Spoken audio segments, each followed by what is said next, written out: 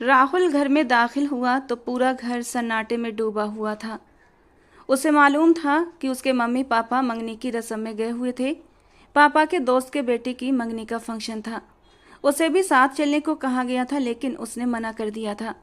वैसे भी वो इस तरह की पार्टी से अक्सर दूर ही रहता था। अपने कमरे में जाने के लिए जैसे ही वो सीढ़ियों की ओर मुड़ा, उसे अक्षय के कुमार से आने वाली अजीब और घबराई हुई आवाज़ों ने रोक लिया। उसे ये मालूम नहीं था कि अक्षय इस वक्त घर में है। उसके जानने में वो तो घर वालों के साथ मंगनी की रस्म में गया हुआ था। उसकी इतनी जल्दी वापसी ने राहुल को हैरत में डाल दिया था। शायद मेरा वहम है, ये सोचकर उसने अपने कदम अपने कमरे की ओर बढ़ाए थे। इससे पहले कि वो वापस अपने कमरे की ओर जाता, एक बार फिर अक्षय के कमरे से आती किसी लड़की की घुटी घुटी चीख ने उसके कदम वहीं रोक दिए। वो हैरत से मुड़कर उस ओर देखने लगा। एक पल के लिए उसके मन में शक ने सिर उठाया, लेकिन उसने अपने शक को बेवजह मानकर दबाने की कोशिश की। परंतु अंदर से आती लगातार घुटी घुटी सिसकियों की आवाज़ें उसके शक को और भी गहरा कर रही थीं। न चाहते हुए भी उसने अक्षय के कमरे की ओर कदम बढ़ाए थे। अक्षय की हरकतों से घर वाले अनजान थे, लेकिन राहुल उसकी हरकतों को अच्छी तरह जानता था कि वो कैसा है। अक्षय उससे सिर्फ 2 साल छोटा था, लेकिन दोनों की सोच और मिजाज में जमीन आसमान का फर्क था। जहां अक्षय अपनी ओछी हरकतों से रोज नई लड़कियों को फंसाकर उनका फायदा उठाने वाला इंसान था, तो वहीं राहुल एक संजीदा, इज्जतदार और औरतों की इज्जत करने वाला मर्द था, जिसने आज तक किसी की इज्जत पर हाथ नहीं डाला था। और यही वजह थी कि उसे अक्षय की हरकतें कभी पसंद नहीं थीं। अक्षय के कमरे के करीब पहुंचकर राहुल ने कान लगाकर अंदर की आवाज़ें सुनने की कोशिश की। वैसे तो ये एक गैर शिष्ट काम था, लेकिन राहुल अच्छी तरह जानता था। लेकिन वक्त का यही तकाजा था। जब उसने कान लगाकर सुनने की कोशिश की, तो अंदर से उसे सच में एक लड़की के सिसकने की आवाज़ें आ रही थीं और उसका दिल धक से हुआ था। यानी अंदर से आती आवाज़ें उसका वहम या शक नहीं था, बल्कि हकीकत थीं। प्लीज़ मुझे छोड़ दो, मुझे जाने दो, मैं बर्बाद हो जाऊंगी। किसी की घुटी घुटी सी आवाज़ें फिर गूंजी और राहुल ने फौरन अक्षय के दरवाजे पर जोर से दस्तक दी। दरवाज़ा खोलो अक्षय, अंदर कौन है? उसकी आवाज़ और दस्तक सुनते ही कमरे के अंदर एकदम से सन्नाटा छा गया। अक्षय के लिए राहुल की इस वक्त मौजूदगी बिल्कुल भी हैरान कर देने वाली थी, क्योंकि वो जानता था इस वक्त कोई भी घर पर नहीं आएगा। उनके पोर्शन में इस समय पूरी तरह खामोशी होती थी, खासकर जब जब मम्मी पापा घर पर नहीं होते। बड़ी बहनें शादीशुदा थीं और अपने अपने घरों में व्यस्त थीं। राहुल का भी उसे आइडिया नहीं था कि वो इस वक्त घर पर आ सकता है, और अब राहुल ने आकर उसके पूरे खेल को बिगाड़ दिया था। भाई, कमरे में कोई नहीं है, मैं आराम कर रहा हूँ, अक्षय ने अंदर से आवाज़ दी। उसी पर लड़की ने उसके भारी शरीर को धक्का देकर खुद से दूर कर दिया। छोड़ो मुझे, दरवाज़ा खोलिए प्लीज़, ये मेरी इज्जत। लड़की की रोती हुई आवाज़ राहुल ने बिल्कुल साफ सुनी थी। इस आवाज़ ने राहुल को गुस्से से भर दिया। वो कैसे झूठ बोल सकता था जब कमरे से आवाज़ें आ रही थीं और वो कह रहा था कि कमरे में कोई नहीं है।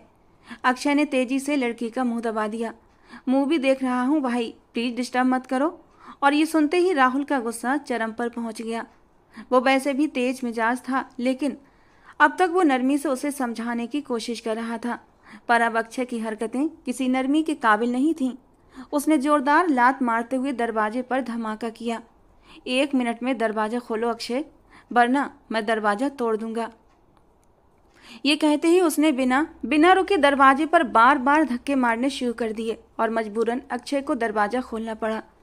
उसे मालूम था अगर वो नहीं खोलेगा तो राहुल सच में दरवाज़ा तोड़ देगा।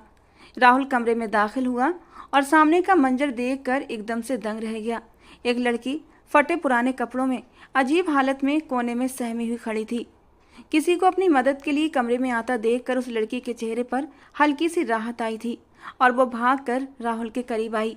प्लीज़ मुझे यहाँ से बाहर निकालिए, वरना ये शख्स मेरी इज्जत।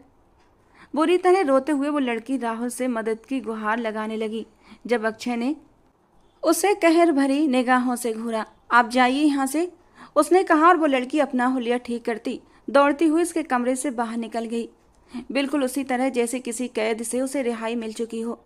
और राहुल पलट कर अक्षय को देखने लगा। उसके चेहरे पर सिर्फ हल्की सी शर्मिंदगी थी, जबकि पछतावा बिल्कुल नहीं था। तुम कब अपनी हरकतों से बाज आओगे? हमारी भी 2 बहनें हैं। इसी ख्याल के साथ तुम्हें किसी की बहन बेटी पर हाथ नहीं डालना चाहिए। वो उसे अपने अंदर का गुस्सा दबाते हुए समझा रहा था। और ये सुनते ही अक्षय गुस्से से भड़क उठा। बस करिए भाई, कब तक अपना ये भाषण झाड़ते रहेंगे? मैं आप सबको अच्छी तरह जानता हूँ। आपके अंदर भी ये गुण जरूर होंगे। ये अलग बात है कि मैं सबकी नज़रों में आ गया हूँ और आप अभी तक किसी की नज़र में नहीं आए हैं। और ये पहली बार था जब वो एक लड़की के लिए उसके सामने आकर खड़ा हुआ था। उसके लहजे ने राहुल को हैरानी में नहीं डाला था, क्योंकि वो जानता था सामने खड़ा इंसान अपनी हवस के लिए किसी भी हद तक जा सकता है। और यही वजह थी कि अपनी हरकतों से बाज आने की बजाय वो अपने ही भाई पर दहाड़ रहा था। मुझे मजबूर मत करो अक्षय कि मुझे तुम्हारी हरकतों के बारे में पापा से बात करनी पड़े। उसने उंगली उठाकर उसे चेतावनी दी थी, जबकि सामने वाले ने एक नज़र उस पर डालकर चेहरा फेर लिया। कब तक मुझ पर हावी रहोगे? जरा सी तो जिंदगी है, उसमें भी बंदिशें लगा रखी हैं। अपनी जिंदगी जियो और मुझे भी जीने दो। कितनी मुश्किलों से वो लड़की को बहला फुसलाकर अपने बिस्तर तक लाया था, सिर्फ इसी सोच के साथ कि आज वो अपनी खर्च की गई रकम को सूद समेत वसूल करेगा। सबसे बड़ी गलती उन लड़कियों की होती है जो किसी के झांसे में आकर उनके घर चली आती हैं, या फिर उन पर इतना भरोसा कर लेती हैं कि दूसरी बड़ी गलती उस इंसान की होती है जो किसी की इज्जत पर हाथ डाल सकता है, वो भी बेधड़क होकर। मैं जब तक जिंदा हूँ तुम्हें इन हरकतों से रोकूंगा अक्षय, और अगर आगे से तुमने इस तरीके की हरकत की तो मुझसे बुरा कोई नहीं होगा। इस बार राहुल को गुस्सा आया था। मैं मायरा से मोहब्बत करता था और अपनी मोहब्बत का एहसास दिलाने के लिए ही मैं इसे यहाँ तक लेकर आया था। जरूरी था क्या कि आप किसी हीरो की तरह एंट्री मारकर उसे मुझसे बदगुमान कर देते? अक्षय ने तुरंत अपना बचाव किया था और राहुल उसकी कम अकली पर सिर्फ अफसोस से उसका चेहरा देखता रहा। उसे यह भी मालूम नहीं था कि मोहब्बत और हवस में फ़र्क क्या होता है। आपने उस लड़की को मुझसे दूर कर दिया ना, अब देखिए मैं क्या करता हूँ। अब आप उस दिन का इंतज़ार कीजिए जब मैं ईशा को आपसे बदगुमान करके आपकी पहुँच से दूर कर दूंगा। आपको आपकी मोहब्बत से मिलने नहीं दूंगा। और राहुल के चेहरे का रंग एक पल में ही लाल हो गया। खबरदार, अगर आज के बाद तुमने ईशा का नाम भी अपनी गंदी जबान से लिया, भाभी है वो तुम्हारी। उसका बस नहीं चला कि वो सामने खड़े अक्षय की जबान काट दे। अभी जिसे आपने मेरे कमरे से बाहर निकाला है ना, वो भी होने वाली भाभी ही थी आपकी। लेकिन नहीं, पसंद और मोहब्बत का हक सिर्फ आपको है, दूसरों को नहीं। तो बस अब आप देखिए कि मैं आपके साथ क्या करता हूँ। जहर भरी निगाहों से उसे घूरते हुए वो चेतावनी देकर कमरे से बाहर चला गया, जबकि उसके बिखरे हुए कमरे के बाद वो पलटकर उसकी पीठ को देखता रहा। उसे ईशा पर पूरा यकीन था। ईशा एक धीमे मिजाज की जिम्मेदार लड़की थी जिसने उसके दिल में अपनी मोहब्बत का बीज बो दिया था। और राहुल ऐसा लड़का नहीं था कि वो एक पल में ही अपनी मोहब्बत से पीछे हट जाए। सिर्फ उसका लहजा और उसकी कहर भरी नज़रें देखकर उसे एहसास हुआ था कि क्या हो अगर वो ईशा को सच में उससे बदगुमान कर दे और अपने करीब ले आए, उसकी मोहब्बत उससे छीन ले। फिर क्या करेगा वो? क्या वो ईशा के बिना जिंदा रह सकेगा? उसका दिल एक पल में सिमट गया था। घुटन का एहसास होने लगा। ईशा के बिना जीने का ख्याल ही उसके लिए मौत के बराबर था। उसने गहरा सांस लेते हुए खुद को समझाया था, लेकिन फिर भी उसे भरोसा था कि वो ऐसा कुछ भी नहीं करेगा। जबकि ईशा पर भी उसे पूरा यकीन था कि वो राहुल के अलावा किसी की तरफ आंख उठाकर भी नहीं देखेगी। जबकि ये सब कुछ तो वक्त ही बताता, जिसने उसके साथ ऐसी चाल चलने का इरादा कर लिया था कि उसके बहमो गुमान में भी नहीं था। कभी कभी हमें जिस पर सबसे ज़्यादा विश्वास होता है, मान होता है, वही हमारा विश्वास और हमारा मान तोड़ देता है। यही कुछ राहुल के साथ भी होने वाला था। और उसकी ज़िंदगी में कांटे बिछाने वाला कोई और नहीं बल्कि उसका अपना छोटा भाई अक्षय था। राहुल और ईशा की मोहब्बत से कौन परिचित नहीं था। वो कोई दिलफेंक किस्म का मर्द नहीं था, बल्कि एक संजीदा मिजाज का भरपूर मर्द था जो अपनी शानदार पर्सनालिटी के साथ किसी के भी दिल पर राज कर सकता था। लेकिन जब उसने दिल देने का फैसला किया, ईशा के सीने में उसके दिल के साथ जोड़ दिया। उसके अलावा इस नाजुक दिल को कोई और संभाल भी नहीं सकता था। और ईशा भी हमेशा से ही राहुल की मोहब्बत का दम भरती थी। उम्र में वो अक्षय की हम उम्र थी, लेकिन इसके बावजूद उसके दिल के सारे जज्बात एहसास राहुल के नाम से धड़कते थे। दोनों की पसंदगी से बड़े लोग भी परिचित थे और उनकी शादी का इरादा रखते थे। दोनों की फैमिली एक दूसरे को अच्छे से जानती थी और इसीलिए दोनों की शादी में कोई भी रुकावट नहीं आ रही थी। और इसीलिए अक्षय की बात को संजीदगी से न लेते हुए उसने उसकी दी हुई धमकी को नज़रअंदाज कर दिया।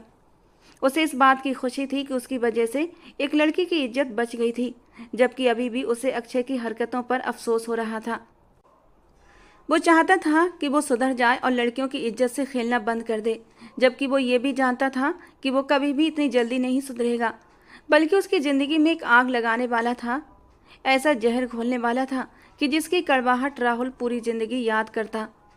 राहुल ने आर्मी में अप्लाई कर रखा था और उस शाम मिलने वाली कॉल ने उसे इतना खुश कर दिया कि वो सारी कड़वाहट को भूलकर एक बार फिर से जी उठा। किसी भी बात को तूल देकर वो दिल में नफरत नहीं पालता था।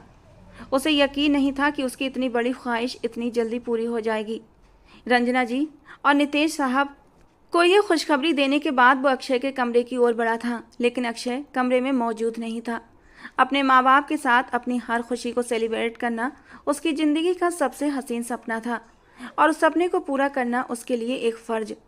ईशा से कॉल पर बात होती रहती थी, लेकिन वो वहाँ जाकर भी उसे सरप्राइज़ देना चाहता था। और उसी दौरान उसने अपने माँ बाप के कानों में ये बात भी कह दी कि वो ट्रेनिंग पर जाने से पहले ईशा से मंगनी करना चाहता है। तरुण जी की फैमिली ने हमेशा से ही उनका भरपूर स्वागत किया था। वैसे तो उनके घर आमने सामने ही थे, लेकिन हमेशा से ही उसके पापा और तरुण जी के बीच मोहब्बत और अपनापन हद से ज़्यादा था। और यही वजह थी कि दोनों तरफ से इज्जत और मोहब्बत के मामले में कभी कोई कमी नहीं आई थी। खुशनुमा माहौल में रात का डिनर हुआ था। अक्षय का अच्छा मूड देखकर वो भी पुरानी बात को भूल गया था। उसे अच्छा नहीं लगता था कि वो अपने भाई के बारे में दिल में कोई गलतफहमी पाले। डिनर के बाद वो सबकी नज़र बचाकर किचन की तरफ उठकर चला गया। वो अच्छी तरह जानता था ईशा इस वक्त किचन में ही होगी और दरवाजे पर पहुंचते ही उसके चेहरे पर एक मुस्कान बिखर गई। वो आसपास से बेखबर बर्तन धोने में बिजी थी। उसका यही जिम्मेदाराना नेचर और नरम अंदाज राहुल को उसके और भी करीब कर देता था। घर में चाहे जितनी भी नौकरानियां हों, लेकिन वो अपना काम खुद ही किया करती थी। उसे अच्छा लगता था कि घर की जिम्मेदारियों को खुद उठाए। नरमी से उसके पीछे जाते हुए वो उसके करीब खड़ा हो गया। उसकी बेपनाह सफ़ेद गर्दन पर नज़र पड़ते ही वो नरम निगाहों से उसे देखने लगा। शिद्दत से राहुल का दिल चाहा कि उसकी नरम सफ़ेद गर्दन को अपने लबों से छू ले, लेकिन उसने खुद को रोका। वो उसके साथ पहले एक रिश्ता जोड़ना चाहता था, उसके बाद ही पूरे हक से उसे छूना चाहता था।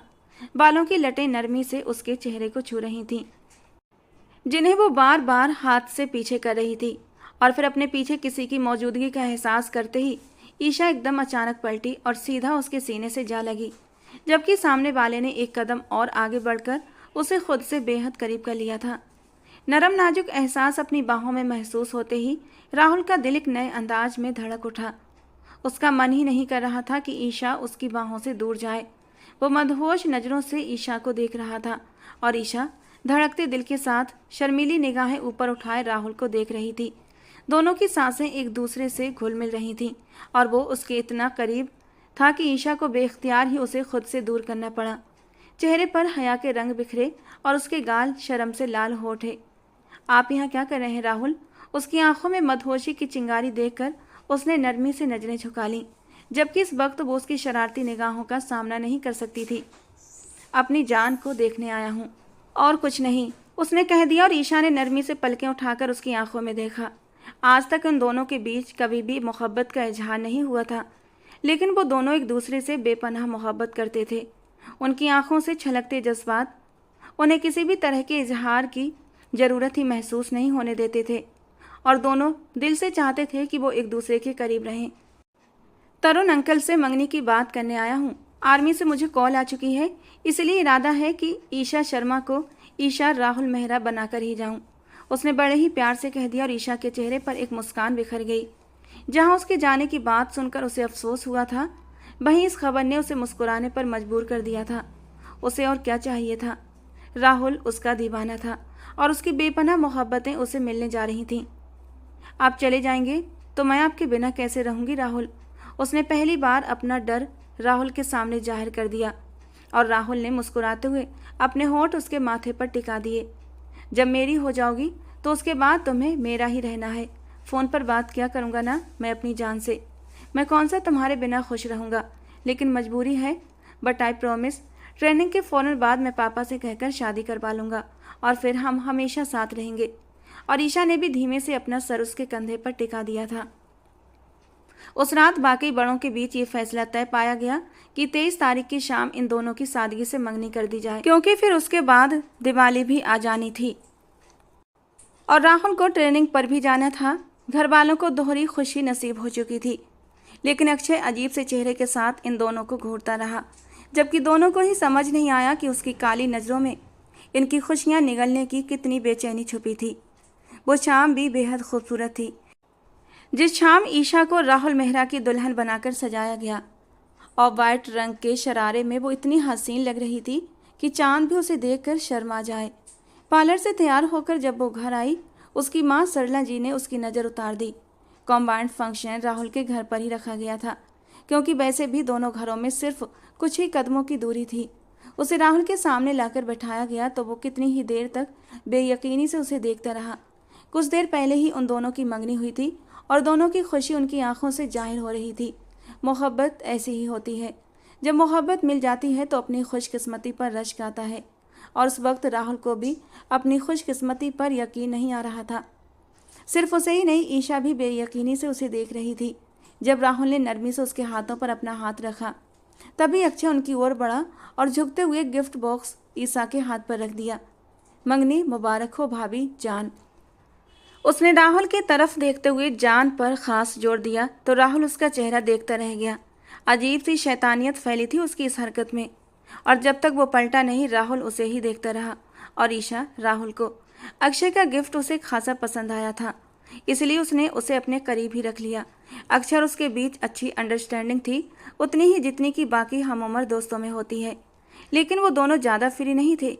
राहुल का दिल चाहा कि ईशा को अक्षय के साथ ज़्यादा फ्रैंक होने से मना कर दे, लेकिन वो अभी से इस नए रिश्ते की शुरुआत गंदी सोच के साथ नहीं करना चाहता था और इसीलिए चुप रह गया।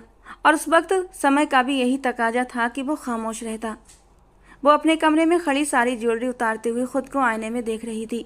हल्के फुल्के मेकअप के साथ उसकी सजावट इस कदर प्यारी थी कि राहुल की नज़रें उस पर से हटने का नाम नहीं ले रही थीं। तभी खिड़की से राहुल कूदकर अंदर दाखिल हुआ और वो हैरानी से पलट कर उसे देखती रही।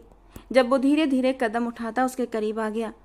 ये क्या हरकत है राहुल, ये क्या हरकत है राहुल, आप दरवाजे से भी आ सकते थे। और राहुल ने आगे बढ़कर उसे कमर से थामते हुए अपने करीब कर लिया। दरवाजे से आ सकता था, लेकिन अंकल जी लॉन्च में ही बैठे हैं। तो उसकी आंखों में अभी अभी हल्का हल्का डर झलक रहा था। तुम्हारे पास आने का पूरा सर्टिफिकेट हासिल कर चुका हूँ, अब जिस तरह से भी आऊँ तुम मेरी हो। ईशा राहुल मेहरा। वो उसके इतने करीब था कि उसकी सांसों की महक उसे अपने वजूद में घुलती हुई महसूस हो रही थी। सामने खड़ा शख्स उससे मोहब्बत निछावर करती नज़रों से देख रहा था। खुश हो? उसने खुमार भरे लहजे में पूछा तो ईशा ने सर हाँ में हिला दिया। और वो कैसे खुश ना होती, सामने खड़ा शख्स उसके लिए पूरी दुनिया था। आपको पाकर सब कुछ पा लिया मैंने, वो इतनी धीरे से कह रही थी कि राहुल को सिर्फ उसके लब हिलते हुए दिखाई दे रहे थे। नरम गुलाब की पंखुड़ी जैसे नाजुक होंठ राहुल का ध्यान अपनी ओर खींच गए थे, और तभी आगे बढ़ते हुए उसने हल्के से उसके लबों को छू लिया। और जब दोनों के लब एक दूसरे से टकराए तो एक आग सी भड़क उठी थी। राहुल ने ईशा को खुद के और भी करीब करते हुए पूरी शिद्दत से उन होठों का रसपान किया था। ईशा को उससे इस हरकत की उम्मीद नहीं थी और वो पल भर में ही लाल हो गई। उसकी बिखरी सांसें संभलने का नाम नहीं ले रही थीं और दिल था कि सीने में ऊधम मचाया था। जब राहुल उसकी हालत से मजा लेते हुए मुस्कुराकर उसके गुलाबी नरम गाल पर हल्के से बाइट करता हुआ पलट गया। दो दिल अपनी खुशनसीबी पर भगवान का धन्यवाद कर रहे थे और दो आंखें एक दूसरे का साथ पाकर एक हसीन सपनों के सफ़र के लिए तैयार खड़ी थीं। अगले ही दिन वो ट्रेनिंग के लिए चला गया और इस बार उसे कम से कम 6 महीने के बाद आना था। जाने से पहले उसने सब घर वालों की रजामंदी से ईशा के साथ एक मुलाकात की थी। ईशा की आंखें रोने की वजह से गुलाबी हो रही थीं और राहुल ने उसे खुद के करीब करते हुए अपने सीने से लगा लिया था। आंसू बड़ी बड़ी आंखों से बहने लगे। कितनी ही देर तक वो उसे अपने साथ लगाए उसे तसल्ली देता रहा। ईशा, अगर ऐसे रोगी तो मैं नहीं जा पाऊंगा। मेरे सपने को पूरा करने में तुम्हें मेरा साथ देना होगा, वरना तुम कहो तो मैं नहीं जाऊंगा। और ईशा ने झट अपने आंसू पोंछ लिए थे। नहीं राहुल, तुम जाओ, अपना सपना पूरा करो। उसने खुद को बहादुर साबित किया था और राहुल धीरे से मुस्कुरा दिया था। ईशा को उसने पहले ही समझा दिया था कि वो कॉल पर कम से कम बात किया करेगा जब भी उसे टाइम मिलेगा, और ज़रूर करेगा, लेकिन उसे ज़्यादा इंतज़ार करना पड़ेगा। जाते जाते उसने सिर्फ एक वादा लिया था ईशा से, और वो ये कि वो सच्चे दिल से उसका इंतज़ार करेगी। उसके जाने के बाद किसी और के बारे में सोचेगी भी नहीं। और ईशा ऐसा कैसे कर सकती थी? वो तो राहुल के अलावा किसी का ख्वाब देखना भी खुद पर हराम समझती थी। लेकिन अब वक्त बताने वाला था कि वक्त उन्हें एक दूसरे के खिलाफ धकेलते हुए कौन सी नई राहें दिखाने वाला था। उसके जाने के बाद जैसे पूरा घर उदास हो गया। उसके लिए उसकी मौजूदगी ही रौनक का कारण बनती थी। माँ से इजाज़त लेकर वो रंजना आंटी के घर आ गई थी। पहले भी जब उसका दिल करता था रंजना आंटी के घर आ जाया करती थी, लेकिन तब राहुल उसका इंतज़ार करता होता। आज उसे मालूम था कि उस घर में राहुल उसका इंतज़ार नहीं कर रहा है, लेकिन उसकी बेपनाह यादें यहीं थीं। जब से वो दोनों एक दूसरे से मोहब्बत करने लगे थे, ये पहली बार था कि वो दोनों एक दूसरे से दूर हुए थे, वो भी 6 महीने के लिए। कुछ देर राहुल के कमरे में रुकने के बाद वो बाहर आकर लॉन में झूले पर बैठ गई। इस झूले पर बैठकर वो अक्सर राहुल से जी भरकर बातें किया करती थी, लेकिन आज अकेली उदास बैठी सिर्फ आसमान को देख रही थी। शाम का सियासा अंधेरा चारों ओर फैलकर माहौल को और भी सोगवार बनाने की कोशिश कर रहा था। जब उसे अपनी पीठ पर किसी की मौजूदगी का एहसास हुआ और उसने पलटकर अक्षय की तरफ देखा, जो उसकी पीठ के पीछे खड़ा उसे नरम नज़रों से घूर रहा था। हसीन चेहरों पर उदासी कुछ ज़्यादा खूबसूरत नहीं लगती, उसने कहा, और ईशा बेदिली से मुस्कुरा दी। वो पहले भी नटखट बातें करने की वजह से ईशा को मुस्कुराने पर मजबूर कर देता था, लेकिन आज उसका अंदाज अजीब सा था। ईशा को उसकी नज़रें अपने वजूद के आर पार होती महसूस हुईं, इसलिए और कोई भी बात किए बिना वो पलट गई। लेकिन दूसरी तरफ से चलते हुए वो एक बार फिर उसके सामने आ गया। अगर भाई की जगह मैं होता तो कभी भी इतनी खूबसूरत मंगेतर को छोड़कर नहीं जाता। वो उसके करीब आकर खड़ा हो गया। क्या मतलब है तुम्हारा? मतलब ये कि अब मेरी भी शादी की उम्र हो गई है और मैं भी एक हसीन बीवी की उम्मीद लगाए बैठा हूँ। राहुल के साथ साथ अगर मेरा भी काम निपट जाता तो कितना अच्छा होता। एक ही पल में उसने बात को दूसरा रंग दे दिया और ईशा नरमी से मुस्कुरा दी। वैसे दुल्हन के रूप में आज बहुत खूबसूरत लग रही थी आप, हमेशा की तरह। उसने एक बार फिर गहरी और बेबाक नज़रों से उसके हुस्न का जायजा लेते हुए अपनी तरफ से उसकी तारीफ की और वो खामोशी से उठकर घर चली आई। दिल की धड़कन आज अजीब अंदाज में बेचैन कर रही थी। उसके इर्द गिर्द जैसे एक बेचैनी फैल गई थी। अक्षय आज जिस लहजे में उससे बात कर रहा था वो उसे काफ़ी अजीब सा लगा था। आज पहली बार उसे अक्षय का तारीफ करना पसंद नहीं आया था। भगवान ने औरत को एक ऐसी सेंसिटिव नेचर दी है कि वो मर्द की नज़र को फ़ौरन पहचान लेती है, और यही वजह थी कि उसे एक पल में ही अक्षय की बदलती हुई नज़रों का अंदाज़ा हो गया था। अक्षय के बदले व्यवहार को सोचते सोचते ईशा के सर में दर्द होने लगा और फिर उसने जैसे तैसे अक्षय के ख्याल से पीछा छुड़ाया था। हफ्ते में सिर्फ एक बार रविवार की शाम राहुल उससे बात किया करता था, वो भी सिर्फ आधे घंटे के लिए, और उसके अलावा कुछ भी नहीं। और बातों में भी सिर्फ उसकी ड्यूटी की बातें ही शामिल होती थीं। आर्मी ज्वाइन करना उसका ऐसा ख्वाब था जिसे पूरा करके वो खुद को पूरा समझता था, और अब तो सिर्फ और सिर्फ अपने काम से वफादारी निभाना चाहता था। जबकि ईशा उसके शौक़ के आगे दीवार नहीं बनना चाहती थी। वो चाहती थी वो अपने हर ख्वाब को पूरा करके लौटे, और जो ख्वाब उसने देखे हैं वो ज़रूर पूरे हो जाएं। दिन इसी तरह गुजरते गए जब तक कि दिवाली नहीं आ गई। एक दिन पहले ही अजीब सी उदासी उसके तन बदन में फैल गई। उसका दिल चाहा कि मोबाइल पर उसी वक्त कॉल करके सबसे पहले राहुल को हैप्पी दिवाली कहे, लेकिन वो जानती थी कि राहुल अभी उससे बात नहीं करेगा, उसकी कॉल अटेंड नहीं करेगा। आज इतवार नहीं था। इतवार की शाम ही सिर्फ उन दोनों के बीच कुछ वक्त के लिए बात होती और उसके बाद पूरी तरह खामोशी। वो एक बार हर रिश्ते से आज़ाद होकर सिर्फ अपने काम की तरफ ध्यान देना चाहता था, और ईशा को ये बात अंदर ही अंदर घायल करती जा रही थी। ये उसकी जुदाई के पहले दिन थे जब उसका दिल अभी संभलने में नहीं आ रहा था। रंजना जी ने अपनी दोनों बेटियों के लिए मायके से दिवाली के गिफ्ट भेज दिए, और उसी तरह ईशा के लिए भी दिवाली के गिफ्ट तैयार करवा कर रखे थे। लेकिन ईशा को इन गिफ्ट की नहीं बल्कि राहुल की तरफ से दिए गए गिफ्ट्स का इंतजार था। वो चाहती थी कि उसका मंगेतर पहली दिवाली उसके साथ मनाए। काफ़ी देर तक वो छत पर सोगवार सी बैठी रही। आंखों में न जाने क्यों नमी सी तैरने लगी जब एक बार फिर उसे अपने करीब ही अक्षय की आवाज़ सुनाई दी, हैप्पी दिवाली भाभी जान। और वो पलटते हुए उसे देखने लगी। मंगनी के बाद ही उसकी अक्षय से दूसरी मुलाकात थी जब वो फिर से उसके करीब आया था। यकीनन हर लड़की की तरह आपकी भी तमन्ना होगी कि आपको दिवाली की बधाई आपका होने वाला पति दे, लेकिन भगवान ये चाहता है कि सबसे पहले दिवाली की बधाई मैं आपको दूं, सो मैंने दे दी। उसे अक्षय की बात तो कुछ खास पसंद नहीं आई। इस वक्त उसका मूड भी सही नहीं था कि वो अक्षय से बहस करे, इसलिए नरमी से उसके करीब से गुजरते हुए अंदर जाने लगी। जब अक्षय ने हाथ बढ़ाकर उसका हाथ थाम लिया। क्या हो गया, परेशान क्यों हैं? आपका और मेरा सिर्फ देवर भाभी का रिश्ता नहीं, बल्कि हम दोस्त भी हैं, और बहुत अच्छे दोस्त। आप मुझसे अपनी परेशानी शेयर कर सकती हैं। वो शायद उसके लिए हमदर्दी का कारण बन रहा था, और अपने सामने किसी हमदर्द को पाकर ईशा की आंखों में भी नमी भरने लगी। कुछ नहीं, बस राहुल की याद आ रही थी।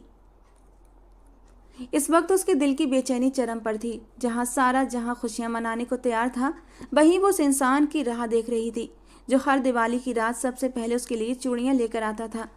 वो चूड़ियों से भी महंगा तोहफा ला सकता था, लेकिन ईशा को चूड़ियां हद से ज़्यादा पसंद थीं, और वो हर दिवाली वही चूड़ियां पहनती जो राहुल लाता। ईशा की कांच जैसी आंखों में आंसू चमकने लगे, जिन्हें उसने अपने दुपट्टे के कोने से साफ कर दिया। उसकी रोई रोई आंखों को देखा और फिर उसने जेब में हाथ डालते हुए लाल रंग की चूड़ियां निकाली और उसकी कलाइयों में सजा दी, जबकि ईशा शर्म से भरे चेहरे के साथ उसे देखती रही। एक बार फिर उसकी इस हरकत से वो घबरा गई थी। मैंने कहा था ना, हमारे बीच सबसे पहले दोस्ती का रिश्ता है और फिर बाकी रिश्ते। मैं तुम्हारी आंखों में उदासी नहीं देख सकता। तुम्हारी बड़ी बड़ी आंखें सिर्फ ख्वाब सजाने के लिए हैं, सिर्फ चमकने के लिए। इनमें आंसू अच्छे नहीं लगते। नीचे चलो, मेरे पास तुम्हारे लिए सरप्राइज है। उसे मजबूरी में उसके साथ नीचे जाना पड़ा। वो चाहती थी कि मना कर दे, उसकी लाई हुई चूड़ियां भी उतार कर उसे वापस कर दे, लेकिन अक्षय इतनी नरमी और प्यार से दे रहा था कि उसे लेना ही पड़ा। अक्षय उसे लिए सीधा अपने कमरे में आया था।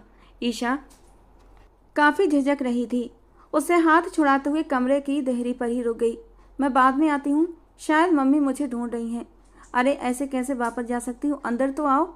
और न चाहते हुए भी वो भारी कदमों से अंदर चली आई, और फिर अक्षय ने एक पैकेट उसकी ओर बढ़ा दिया जिसमें ईशा के लिए बेहद खूबसूरत गिफ्ट था। उसके लिए लाया गया गिफ्ट इतना खूबसूरत था कि वो काफ़ी देर तक उसे देखती रही। ब्लैक कलर की शानदार साड़ी जो इतनी हसीन लग रही थी कि ईशा उसे दिल खोल कर देर तक निहारती रही। ये इतनी खूबसूरत साड़ी तुम लाए हो?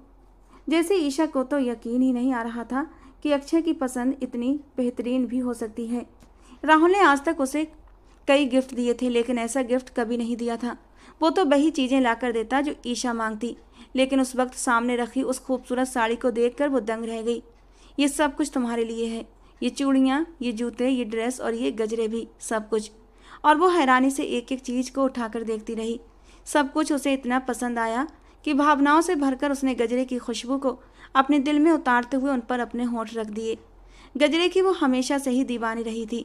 उसका मन करता था कि हर शाम राहुल उसके लिए गजरे लाए और वो उन्हें अपने बालों में सजाकर उनकी खुशबू को अपने भीतर महसूस करे। जो भी था, लेकिन अक्षय ने उसकी शाम को इतना खूबसूरत बना डाला कि उसे अंदाजा भी नहीं था। और इस सब के बाद एक आइसक्रीम तो बनती थी, इसीलिए वो जिद करते हुए उसे आइसक्रीम खिलाने भी ले गया। घर वाले भी इस बात से संतोष थे कि राहुल की गैर हाजिरी में उसने ईशा का ध्यान बटा दिया था। उन्हें और क्या चाहिए था, जबकि अक्षय अंदर ही अंदर अपने मकसद में कामयाब हो रहा था। उस वक्त उसके सामने वो जितने भी रंग अपना सकता था अपना रहा था, और ईशा न चाहते हुए भी उसकी ओर खींची चली जा रही थी। दिवाली का दिन भी उसने ऐसे ही बिताया। हालांकि उसने दिवाली के लिए राहुल की पसंद से अपना ड्रेस बनवाया था, लेकिन अक्षय ने जिद करके उसे वही साड़ी पहनने को कहा, और फिर उसने उसकी कई तस्वीरें और वीडियो भी बना डाली जिनमें ईशा बेहद हसीन लग रही थी। अगली शाम राहुल की कॉल आई तो वो बेताबी से उससे बात करने चली गई। दिवाली की शुभकामनाएं देने के बाद राहुल ने बस यही पूछा, दिवाली के लिए जो मम्मी ने तुम्हारे लिए लिया था वो मिल गया? और जो ईशा ये सोच रही थी कि राहुल खुद उसके लिए कुछ प्लान करेगा, उसका सारा भरम टूट गया जब राहुल ने कह दिया कि जब वापस आऊँगा तो अच्छी खासी शॉपिंग करवा दूंगा। हल्की फुल्की नाराज़गी में उसने ये भी बताना गवारा नहीं किया कि अक्षय ने उसे काफ़ी कुछ दिला दिया था, और फिर अक्षय ने भी मना कर दिया था कि भाई एक शक्की मिजाज इंसान है, इसलिए उसके सामने इन बातों का जिक्र न करे। उसका मकसद सिर्फ और सिर्फ उसका दिल बहलाना है, ताकि उसे भाई की कमी महसूस ना हो, और वो बस उसका चेहरा देखती रही। वो जितना मासूम लगता था अंदर से भी उतना ही मासूम था। यानी अपनी भाभी को शॉपिंग कराते हुए भी उसे बस अपने भाई की बदगुमानी से डर लग रहा था। उसे अक्षय उस वक्त काफ़ी अच्छा इंसान लगा और उसकी इसी अच्छाई के तहत वो धीरे धीरे उसकी ओर खींचती चली जा रही थी। उस वक्त उसके दिल में सिर्फ और सिर्फ राहुल की ही मोहब्बत थी। राहुल उसकी पहली मोहब्बत और उसका होने वाला पति था, लेकिन उसकी जगह कोई और नहीं ले सकता था। पूरा हफ्ता वो उससे बात करने को तरसती रहती और राहुल कुछ देर के लिए बात करता और फिर वही उदासी छा जाती। बातों के दौरान भी उसका जिक्र सिर्फ और सिर्फ अपने काम की तरफ होता। वो अपने काम के बारे में बताता, अपने दोस्तों के बारे में बताता, जबकि वो चाहती थी कि वो उससे पूछे कि उसके दिन रात कैसे गुजर रहे हैं, क्या वो उसे याद करती है, और उसे अपनी हालात के बारे में भी बताए। जबकि राहुल व्यवहारिक रूप से जाहिर करने वाला इंसान था। उसे अजीब सी झल्लाहट महसूस होती थी उन लोगों से जो बड़ी बड़ी बातें करने के आदी होते हैं। उस रोज भी वो सीढ़ियों पर बैठकर काफ़ी देर से राहुल से बात करती रही और अक्षय अपनी बालकनी से उसके उदास चेहरे को देखता रहा। उसकी आंखों में फैली हुई नमी से ही उसे अंदाजा हो रहा था कि राहुल की वो किस कदर दीवानी है। किचन में जाती हुई उसने धन्नो को 2 कप चाय बनाने के लिए कहा। धन्नो उसे कुछ देर बाद चाय बनाकर दे गई थी, जिसे लिए वो सीढ़ियों पर चला आया। शायद उन दोनों के बीच बातचीत खत्म हो चुकी थी और वो उदासी से सिर घुटनों पर टिकाए वहीं बैठी थी जब वो उसके करीब आकर बैठ गया। आपके लिए चाय, उसने कहा और ईशा ने हैरानी से उसे देखा। तुम्हें कैसे पता चला कि मुझे चाय पीनी है?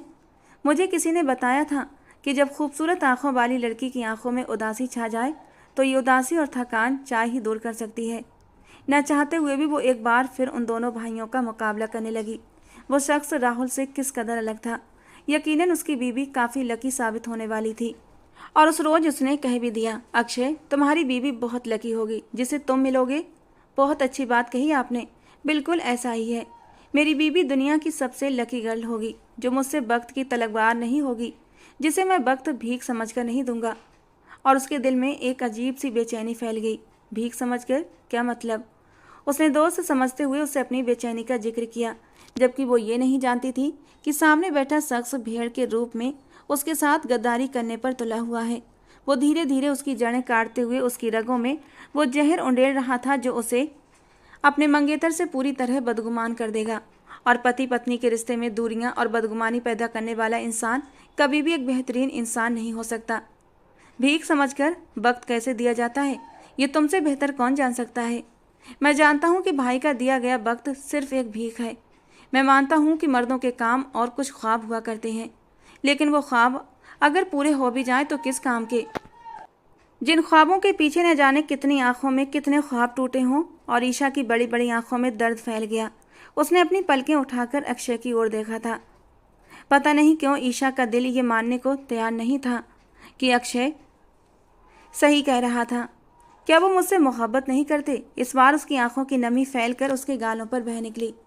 मोहब्बत के बारे में कुछ भी कहना बेमतलब है, तुम्हें बुरा लगेगा, लेकिन जो शख्स तुम्हारा ख्याल नहीं रख सकता वो तुमसे मोहब्बत करे या ना करे कोई फर्क नहीं पड़ता।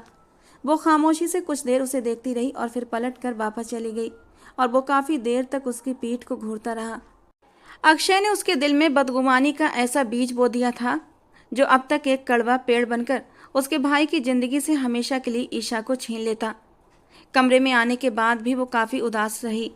अक्षय की बातों पर न चाहते हुए भी उसे यकीन आ रहा था। 5 महीने गुजर चुके थे और इन 5 महीनों में वो शख्स उसे कभी भी पूरा वक्त नहीं दे पाया, कभी भी उससे बात करके उसकी उदासी दूर नहीं कर पाया।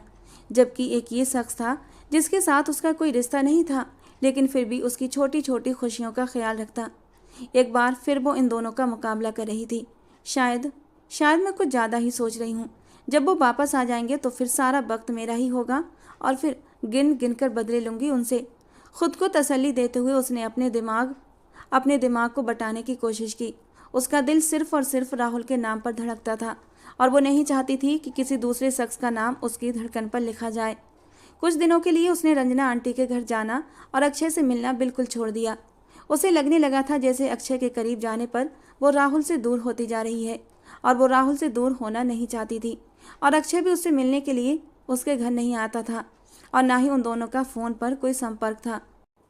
उस दिन काफ़ी दिनों के बाद वो उसके घर आया और सीधा उसके कमरे में ही चला आया।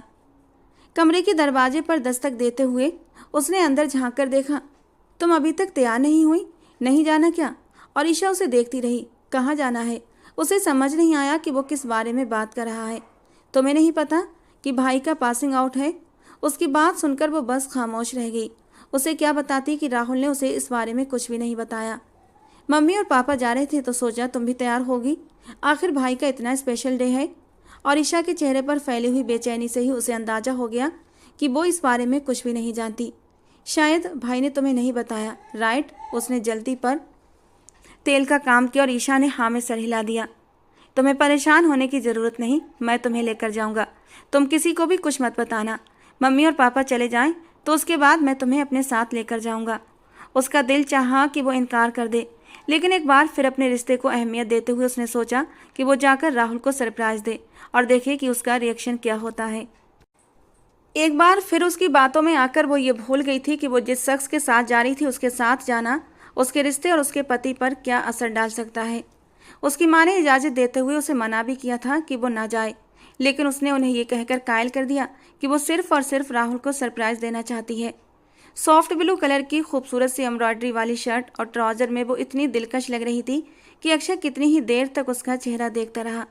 वो बहुत खूबसूरत, बहुत आकर्षक और मासूम लड़की थी, जिसकी बड़ी बड़ी आंखों में सिर्फ और सिर्फ मासूमियत भरी हुई थी।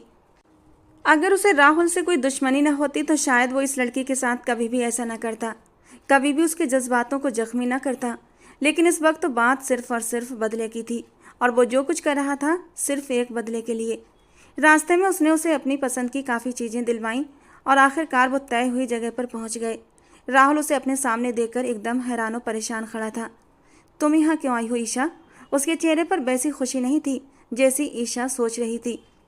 उसने तो सोचा था कि वो उसे देखकर खुशी से झूम उठेगा और वो उस वक्त उससे शिकवा करेगी कि उसने पासिंग आउट के बारे में ईशा को क्यों नहीं बताया। मैं नहीं चाहता था कि तुम यहाँ आओ ईशा। तुम किसके साथ आई हो? अक्षय के साथ। उसी ने मुझे आपके पासिंग आउट के बारे में बताया था। आपने मुझे क्यों नहीं बताया राहुल? वो उसकी ओर देखते हुए शिकवा कर रही थी और उसकी सारी बातें अक्षय के नाम पर ही अटकी हुई थीं। सारी बातें बाद में होंगी। तुम सिर्फ और सिर्फ पापा के साथ वापस जाओगी और आज के बाद मेरी इजाज़त के बिना किसी के साथ कहीं भी नहीं जाओगी। उसने पलटते हुए अक्षय के चेहरे को देखा और अक्षय ने चेहरे पर एक अजीब सा भाव सजा लिया था। उसे अक्षय के लिए दुख हुआ था। वो उसकी भलाई के लिए उन दोनों की मुलाकात करवा रहा था। इतने ख़ास दिन पर उसे अपने साथ लेकर यहाँ तक आया था और उसका सगा भाई उस पर पाबंदियाँ लगाते हुए एक दकियानूसी मर्द का किरदार निभा रहा था। ईशा के दिल में बेचैनी सी फैल गई और पहली बार उसे अपनी पसंद पर अफसोस हुआ। आप ऐसे तो नहीं थे राहुल, मैंने आपके बारे में कुछ और सोचा था, लेकिन आप तो कुछ और निकले। तुम सिर्फ और सिर्फ पापा के साथ घर वापस जाओ, दैट्स इट। उसने ना ही उसकी तरफ से कोई शिकवा सुना और ना ही उसे कोई मौका दिया। उस दिन वो वापस लौट गई, लेकिन पूरा रास्ता वो घुट घुट कर रोती रही। उसे राहुल से ये उम्मीद तो नहीं थी कि वो शख्स उसके साथ ऐसा सलूक करेगा। वो उसकी मोहब्बत थी, उसकी पत्नी, और उसे वहाँ लाने वाला उसका छोटा भाई था। वो शाम घर पहुँचने के बाद उसने अक्षय को कॉल करके माफ़ी मांग ली। मुझे राहुल की तरफ से इस सब की उम्मीद नहीं थी अक्षय, आई एम सॉरी। मेरी वजह से तुम्हें भी बातें सुननी पड़ी। और अक्षय ने उसकी बात सुनकर एकदम चुप्पी साध ली। आपको उम्मीद नहीं थी, लेकिन मुझे उम्मीद थी। कुछ मोहब्बतें एक तरफा होती हैं और आप बस अपनी अपनी तरफ से एक तरफा मोहब्बत निभा रही हैं। बस कॉल कर चुकी थी और वो काफ़ी देर मोबाइल हाथ में लिए बैठी रही। एक तरफ अक्षय था, उसका हद से ज़्यादा ख्याल रखने वाला शख्स जो उसकी छोटी छोटी खुशियों को भी अहमियत देता था, और दूसरी तरफ उसका पति था, उसकी पहली मोहब्बत, जो उसके साथ एक दकियानूसी मर्द की तरह सलूक कर रहा था, जो उसे सिर्फ और सिर्फ अपने सामने कैद रखना चाहता था, एक खूबसूरत परिंदे की तरह जिसे सिर्फ सजावट के लिए शोपीस बनाकर रखा जाता है। राहुल भी शायद उन्हीं मर्दों में से था जो बीवियों को सिर्फ घरों तक सीमित कर देते हैं, जिनकी बीवियां सिर्फ उनके नाम पर बैठी रह जाती हैं। मुझे आपसे हरगिज़ ये उम्मीद नहीं थी राहुल। आपने मेरा मान तोड़ा है, मेरा गर्व तोड़ा है, और इसके बदले मैं आपको तोड़ दूंगी। मैं ये रिश्ता ही ख़त्म कर दूंगी जिस रिश्ते की बुनियाद पर आप इतना अकड़ते हैं। ये फैसला उसके दिल का फैसला था, उसका जज्बाती फैसला। कभी कभी औरत सिर्फ जज्बात में आकर फैसला करती है, और उसने भी जज्बात में आकर ऐसा फैसला कर लिया था जो उसकी ज़िंदगी को पूरी तरह बदलने वाला था। मैं तुमसे अपनी राहें जुदा कर लूँगी और उस शख्स के साथ अपनी राहें जोड़ूंगी जिसकी खुशियों की शुरुआत सिर्फ मेरी खुशियों से होती है और जिसकी आंख मेरे दुख पर नम हो जाए। नफरत से सोचते हुए उसने अटल फैसला कर लिया। आज के बाद उसे सिर्फ और सिर्फ अपने फैसले पर डटे रहना था बस। उस दिन पहली बार था जब वो रंजना आंटी के घर आई और आते ही उसने अक्षय के कमरे का रुख किया। सबसे पहले वो राहुल के कमरे में जाती थी। काफ़ी देर उसके कमरे में बिताकर वो घर वापस आती थी, लेकिन ये पहली बार था कि वो उसके कमरे के दरवाजे से गुजरते हुए अक्षय के कमरे में चली गई थी। दस्तक देते हुए उसने अंदर झांका तो जैसे वो उसका ही इंतजार कर रहा था। वो फ़ोन पर किसी से बात कर रहा था, लेकिन ईशा को देखते ही कॉल काट दी। आइए आइए, अंदर आ जाइए। आज यहाँ कैसे आ गई? बस दिल चाहा कि आपके साथ थोड़ा सा वक्त बिताया जाए, उसने खुशगवार लहजे में कहा तो वो काफ़ी देर तक उसे देखता रहा, यानी तीर निशाने पर लग गया था। वो पहली बार इतनी खुशदिली से उसके साथ बात कर रही थी तो वो कैसे पीछे हटता। क्यों नहीं, ये तो हमारी खुशकिस्मती है कि आप खुद चलकर हमारे पास आई हैं, और वो भी खुशगवार वक्त बिताने के लिए। उसने सर से पैर तक उसे देखा और फिर उसके करीब चला आया। उसका हाथ पकड़कर अपने करीब बेड पर बिठा लिया, जबकि ईशा को एक बार फिर बेचैनी हुई। चाय पियोगे? तुम्हारे लिए चाय बनाकर लाती हूँ। उसने बात को बदलना चाहा और अक्षय ने कंधे उचकाए। जैसी आपकी मर्जी, और वो मुस्कुराते हुए कमरे से बाहर चली गई। उस दिन पहली बार चाय पीते हुए उन्होंने एक दूसरे से सिर्फ अपने बारे में बातें की थीं। इन दोनों की बातों का केंद्र सिर्फ और सिर्फ उनकी ही जात थी। राहुल कहीं गुमसा हो गया था। उसकी मोहब्बत न जाने कितनी बदगुमानियों की नज़र हो गई। पहली बार वो बातचीत का केंद्र नहीं था। अक्षय कितनी ही देर तक ईशा के खूबसूरत चेहरे को देखता रहा, हालांकि ईशा भी उसकी नज़रों की तपिश अपने चेहरे पर महसूस कर रही थी, लेकिन उसने अक्षय को नहीं टोका और अगले ही पल उसने हाथ बढ़ाकर ईशा के चेहरे से एक शरारती लट को हटाकर उसकी आंखों में झांका, और ईशा ने कोई विरोध नहीं किया।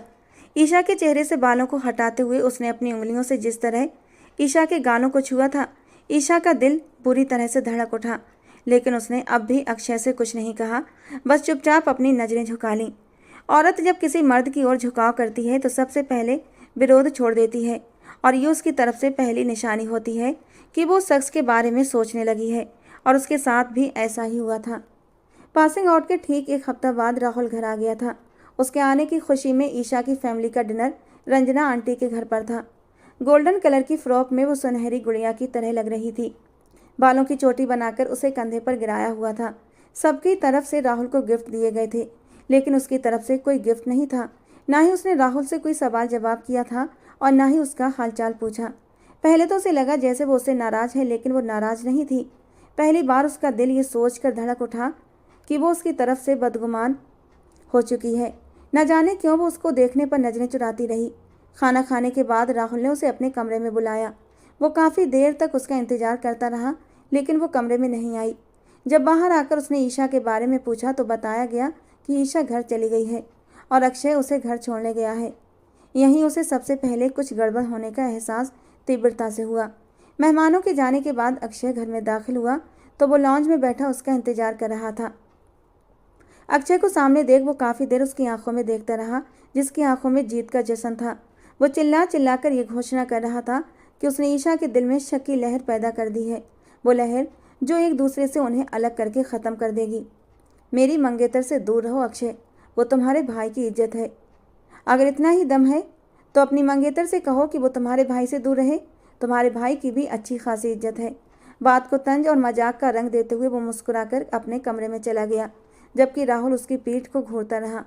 कुछ गड़बड़ होने का एहसास उसे हुआ था। अगले दिन वो सुबह सवेरे ही ईशा के घर चला आया। ईशा कमरे में थी, वो सीधा उसके कमरे में गया। ईशा उसे अपने कमरे में देखकर अच्छी खासी घबराई। हल्की आवाज़ में उसे गुड मॉर्निंग किया और अपनी नज़रें दूसरी तरफ मोड़ लीं। वो नहीं चाहती थी कि राहुल यहाँ रुके। राहुल उसकी तरफ बढ़ा और उसे बाजू से पकड़ लिया। क्या बात है ईशा, मुझसे नाराज़ हो? वो उसकी आंखों में देखते हुए पूछ रहा था। बस, सारी दूरियां ख़त्म हो गई हैं, सारे इम्तिहान टल चुके हैं, अब सिर्फ और सिर्फ मिलन की बात होगी। मैं कल ही पापा को भेजूंगा। ईशा ने उसकी बात सुनकर अपना हाथ उसके हाथों से छुड़ाया।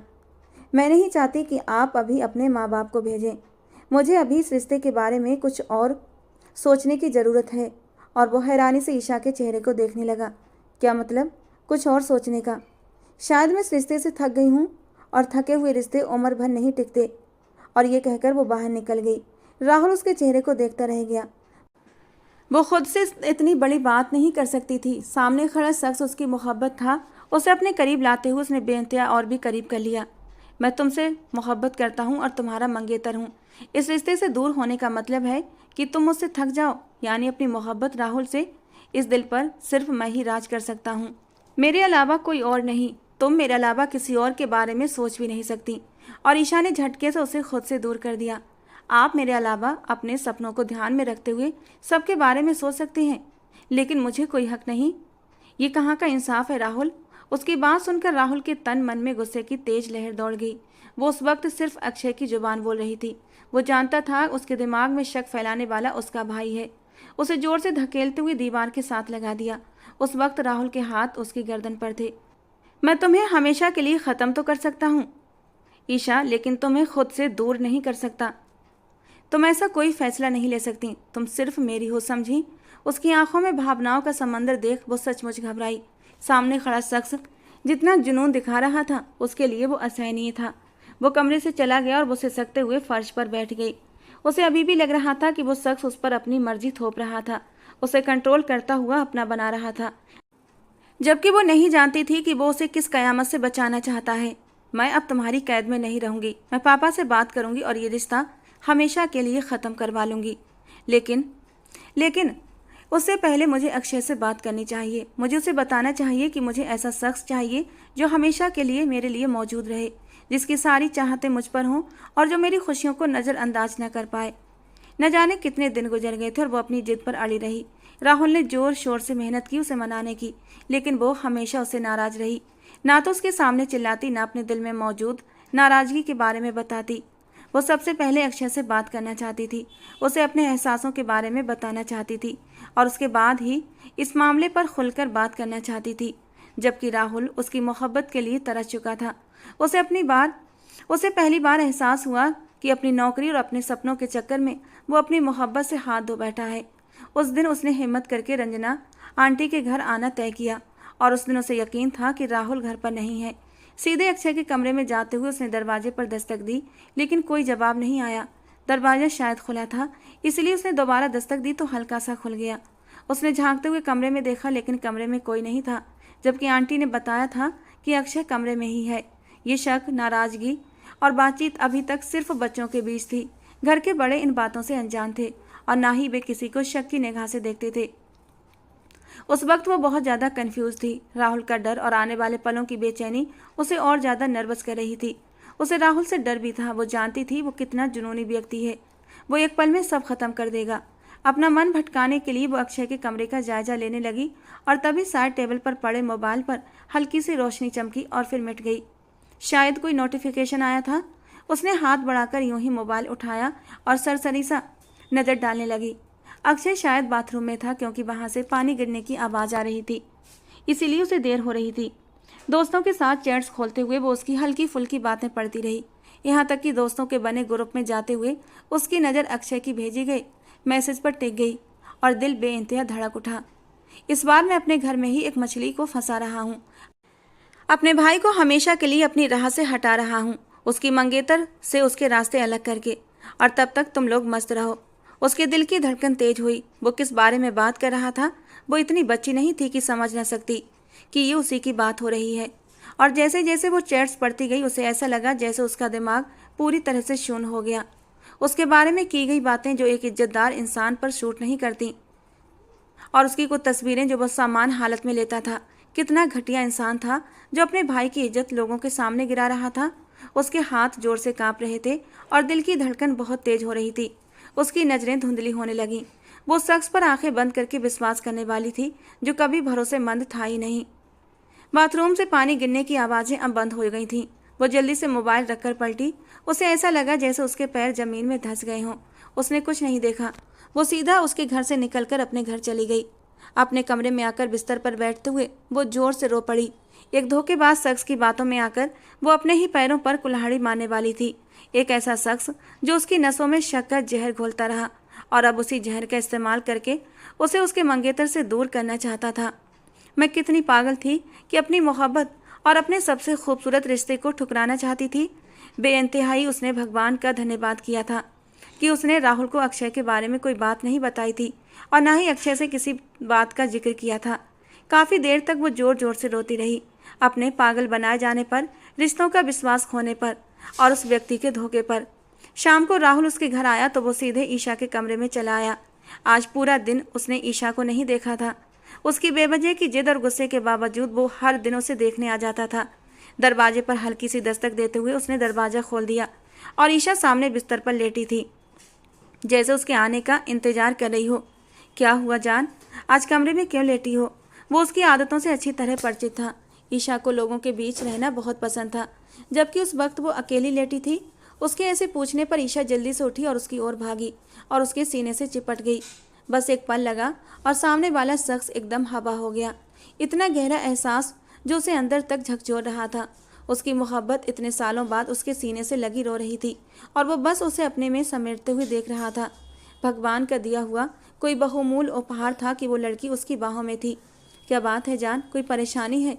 राहुल ने उसके मासूम चेहरे को उठाकर अपने सामने कर लिया, जिसकी आंखें रो रो कर लाल हो चुकी थीं। मुझे आपसे दूर नहीं रहना, मुझे आपको खोना नहीं है राहुल। मैं आपके बिना कुछ नहीं, मेरा वजूद, मेरा नामो निशान कुछ भी नहीं। आपसे दूर हुई तो मैं मर जाऊंगी। मुझे खुद से दूर मत करना।